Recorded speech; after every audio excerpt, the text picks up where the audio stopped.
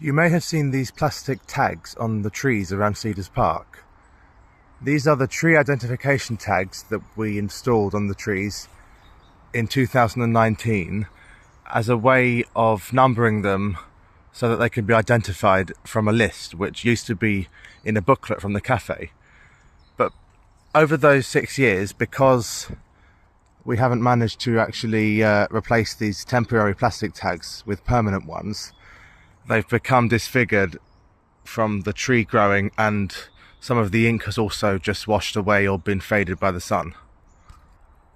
But we hope to replace these later this year with permanent, stronger tags that will last several years before needing to be replaced, and we will continue to maintain these.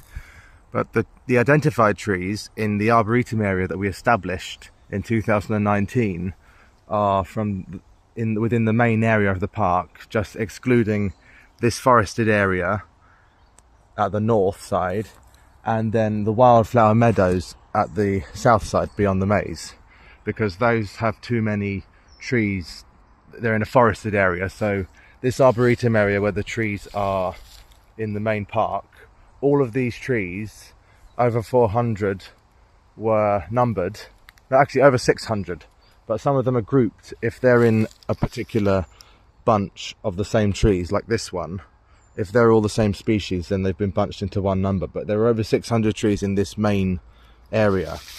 And the purpose of this tree tagging is just to allow people to know about the different species in the park in case they're interested. Maybe children can learn about it as well. Maybe it can be incorporated into a national curriculum booklet for schools as well.